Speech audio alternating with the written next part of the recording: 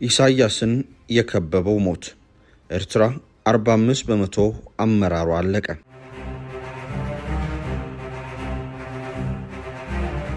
ሰላም ጤና ይስጥልን የቻናላችን ቤተሰቦችና ተከታዮች እንደምን ሰነበታችሁ። ዛሬ በዓለም አቀፍ መድረክ ላይ ብዙም የማይወራለትን ነገር ግን በአፍሪካ ቀንድ ላይ ግዙፍ የፖለቲካ የመሬት መንቀጥቀጥ ሊያስከትል የሚችለውን ታላቅ ሚስጥር ይዘንላችሁ ቀርበናል። በጎረቤታችን ኤርትራ ከፍተኛው የስልጣን ማማ ላይ ያለምንም ጦርነትና መፈንቅለ መንግስት ሀገሪቱን ወደ ከባድ ቀውስ ሊመራ የሚችል የዝምታ አስቸኳይ ጊዜ አዋጅ ታውጇል። ይህም ዘመናዊቷን ኤርትራ የመሰረቱና ላለፉት 30 ዓመታት በብቸኝነት የመሯት አዛውንት አብዮተኞች አንድ በአንድ በሞት እየተቀጠፉ መሆኑና ቦታቸውን የሚተካ አዲስ ትውልድ አለመኖሩ ነው። በዛሬው ዝግጅታችን የኢሳያስ አፈወርቂ መንግስት ከራሱ የቀብር ደውል ጋር እያደረገ ያለውን አስፈሪ ሩጫና የክስተት የአፍሪካ ቀንድን መልክ እንዴት ሊቀይረው እንደሚችል በዝርዝር እንመለከታለን። ላይክ፣ ሼር እና ሰብስክራይብ እያደረጋችሁ እስከ ፍጻሜው አብራችሁን ቆዩ።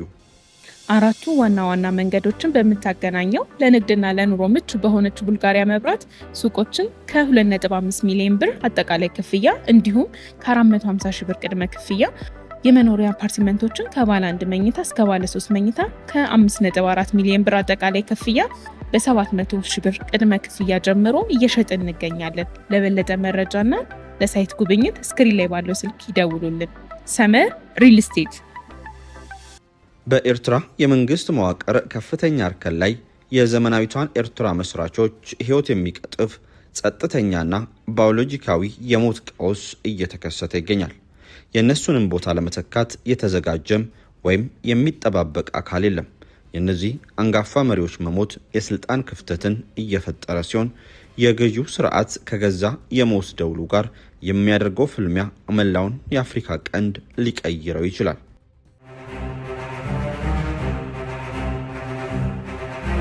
የቀድሞ የክፍል ጓደኞች ስብስብ። በአስመራ ከተማ ማንም ሰው ጮክ ብሎ ሊናገረው የማይደፍረው ነገር ግን እውነታው ፍንትው ብሎ የሚታይ አንድ አስገራሚ ሀቅ አለ። ኤርትራ እየተመራች ያለችው በአንድ የፖለቲካ ፓርቲ ሳይሆን በአንድ ወቅት አብሮ በነበሩ የእድሜ ጠገብ አብዮተኞች ስብስብ ነው። በኤርትራ የመንግስት መዋቅር ከፍተኛው ማማ ላይ የሚገኙት ጄኔራሎች፣ ሚኒስትሮች፣ የደህንነት ሹማምንትና ከፍተኛ አማካሪዎች በሙሉ የአንድ ወጥ ትውልድ አባል ናቸው። እነዚህ መሪዎች በ1960ዎቹ መገባደጃናም በ1970ዎቹ መጀመሪያ ላይ የኤርትራ ህዝብ ነጻነት ግንባርን የተቀላቀሉ ወጣቶች ነበሩ። ለ30 ዓመታት የዘለቀውን የነጻነት ተጋድሎ አድርገው በ1991 ዓ.ም በድል አጠናቀቁ። ከዚያም በቀጥታ ወደ ስልጣን መንበር በመውጣት የሀገሪቱ መንግስት ሆኑ። ዛሬ እነዚህ መሪዎች በሙሉ በ73 እና 88 ዓመት የዕድሜ ክልል ውስጥ ይገኛሉ። ፕሬዝዳንት ኢሳያስ አፈወርቂ ራሳቸው በፈረንጆቹ 1946 ዓ.ም የተወለዱ ሲሆን በአሁኑ ወቅት የ80 ዓመት አዛውንት ናቸው። ላለፉት 3 አስርት ዓመታት ፕሬዝዳንት ኢሳያስ አዲስ ደም ወደ አመራሩ ለማስገባት ፍቃደኛ አልነበሩም። ለሳቸው ከአዲስ አስተሳሰብና ከወጣትነት ጉልበት ይልቅ የቆየው የጦርነት ትዝታና ታማኝነት እጅግ የላቀ ዋጋ ነበራቸው። በዚህ ምክንያት በሀገሪቱ የፖለቲካ መድረክ ስልጣን ለመረከብ የሚጠባበቅ ሁለተኛ ትውልድ አልተፈጠረም። ስልጣን ላይ ያሉ የ50 ዓመት ሚኒስትሮችም ሆኑ የወደፊት መሪዎችን የሚፈራ ስርዓትም እየተፈጠረ ይገኛል። አሁን ግን ይህ አካሄድ ያስከተለው ከባድ ዕዳም በአንድ ጊዜ እየመጣ ነው። አንድ ነገር የሚመራው ሙሉ ቡድን ተመሳሳይ የዕድሜ ክልል ላይ በሚሆንበት ጊዜ የሞት መርዶ ሰዎችን በሂደት አይወስድም። ይልቁኑ እንደ ማዕበል በአንድ ጊዜ ጠራርጎ ይሄዳል። ተንታኞች እንደሚገምቱት ባለፉት 10 ዓመታት ውስጥ ብቻ ከኤርትራ መስራች ከፍተኛ መሪዎች መካከል ከ30 እስከ 45 በመቶ የሚሆኑት በሞት ወይም በከባድ ህመም ምክንያት ከአገልግሎት ውጭ ሆኗል። ይህ ማለት ከ35 እስከ 50 የሚደርሱ ከፍተኛ የሀገሪቱ መሪዎች ከፖለቲካው መድረክ ጠፍተዋል ማለት ነው።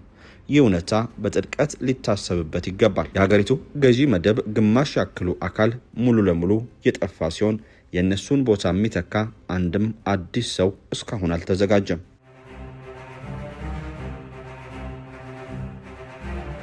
ከሞት ጀርባ ያሉ ቁጥሮች። እነዚህ ህይወቶች የት ላይ እያበቁ እንዳሉ በዝርዝር እንመልከት።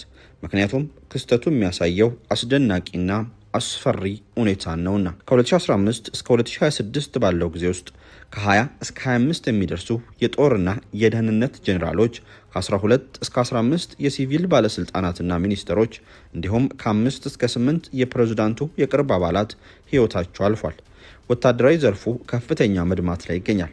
ከ20 እስከ 25 የሚሆኑ ከፍተኛ ጄኔራሎችና የደህንነት አዛዦች ህይወታቸው ማለፉ ተነግሯል። እነዚህ ሰዎች ተራ የቢሮ ሰራተኞች አልነበሩም። የሀገሪቱን የጀርባ አጥንት ያቆሙ መሪዎች ናቸው። ባለፉት 30 ወራት ብቻ የተከሰቱትን ክስተቶች እንደሚከተለው እንመልከት።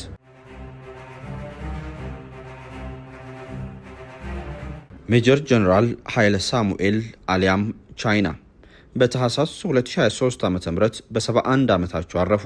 የሀገር መከላከያ ሰራዊት የኦፕሬሽንና ስልጠና ዋና አዛዥ እንዲሁም ከኢትዮጵያ ጋር በነበረው የ1992 ጦርነት ግንባር ቀደም የጦር ሜዳ መሪ ነበሩ። ሜጀር ጀነራል ሁመድ ካሪካሬ በማርች 2024 ዓ.ም በ73 ዓመታቸው አረፉ። የጠቅላላው የኤርትራ ባህር ኃይል ዋና አዛዥ ነበሩ። ብርጋዴር ጀነራል ገብረ ኪዳን አብተሃብ ወይም ወደሚኒ በኖቬምበር 2025 ዓ.ም በ73 ዓመታቸው አረፉ። ከ10 ዓመታት በላይ የኤርትራን ድንበር ፓስፖርትና የቪዛ መውጫ የተቆጣጠሩት ጠንካራ ሰው ናቸው። ፍስሐ ኃይለ አሊያም አፍሮ በኖቬምበር 2025 ዓ.ም በ78 ዓመታቸው አረፉ። አንጋፋው የደህንነት አባልና የቀድሞ የአስመራ ከንቲባም ነበሩ። በቅርብ ዓመታት ውስጥ በኤርትራ ሲቪል መዋቅር ውስጥ ቁልፍ ሚና የነበራቸው ግለሰቦች ተከታትለው መሞት የፕሬዝዳንት ኢሳያስ አፈወርቂን አገዛዝ ታይቶ በማይታወቅ ሁኔታ ለብቻው እያስቀረው ይገኛል። ይህ ክስተት አምባገነኑ መሪ የሀገሪቱን ቁጥጥር ለማስቀጠል ሙሉ ለሙሉ በእድሜ የገፉ ወታደራዊ ጄኔራሎች ላይ ብቻም እንዲደገፍ እያስገደደው ነው። የሚከተሉት 3 ከፍተኛ የሲቪል ባለስልጣናት ህልፈት የኤርትራን ደካማ የሲቪል አስተዳደር መዋቅር ሙሉ ለሙሉ ያፈራረሰው ሆኗል። ብርሃነ አብርሃም አሊያም የቀድሞው የፋይናንስ ሚኒስተር በነሐሴ 2024 በቁጥጥር ስር በነበሩበት ወቅት መሞታቸው የኢኮኖሚ ቴክኖክራሲውን ውድመት ያሳያል። ኢሳያስን አምባገነን ብለው የጠሩበትን መጽሐፍ ካሳተሙ በኋላ በቁጥጥር ስር መዋላቸውና በሞቱበት ወቅት የጦር ሰራዊት የቀብር ስነ ስርዓት መደረጉ የአገዛዙን አለመቻቻልና ግራ መጋባትም ያሳያል። ወልደ ሚካኤል አብርሃም የአገዛዙ ሁለተኛ ሰው በግንቦት 2025 መሞታቸው የሀገሪቱን የውስጥ አስተዳደራዊ መዋቅር ክፉኛ ጎድቶታል።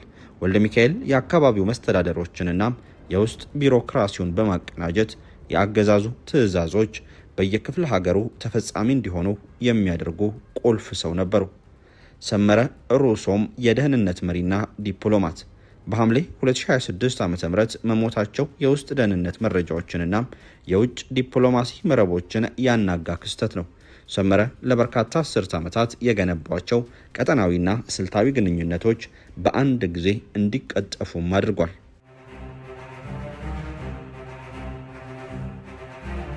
ተተኪ ለምን ጠፋ? በተለያዩ ሀገራት ውስጥ አንድ ሚኒስትር ሲሞት ሌላ ሰው በሱ ቦታ ይተካል። በኤርትራ ግን የሚሆነው ይህ አይደለም።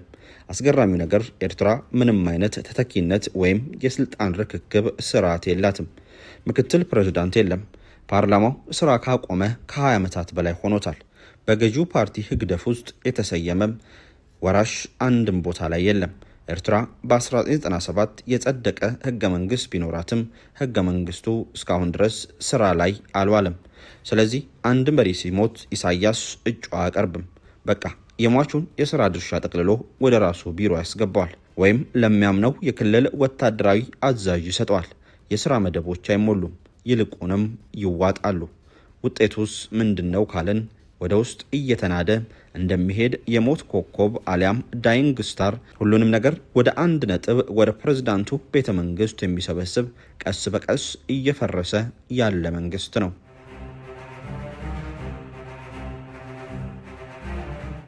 ስልጣን ወደ ጠመንጃ አፈሙዝ እየተጠጋ ነው።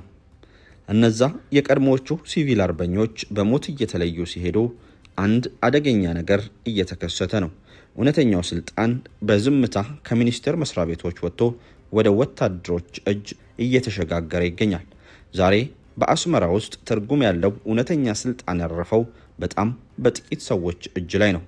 የጦር ኃይሎች ጠቅላይ ኤታማዦር ሹም ሜጀር ጀነራል ፊሊጶስ ወልደ ዮሐንስ ከቀን ወደ ቀን የወታደራዊ መዋቅሩ ብርቱ ሰው እየሆኑ መጥተዋል። የፕሬዝዳንቱ ልዩ የደህንነት ጥበቃ ክፍል ኢሳያስን በአካል ከበው የሚጠብቁት ጥንቁቅና ቁንጮ ጠባቂዎች ናቸው።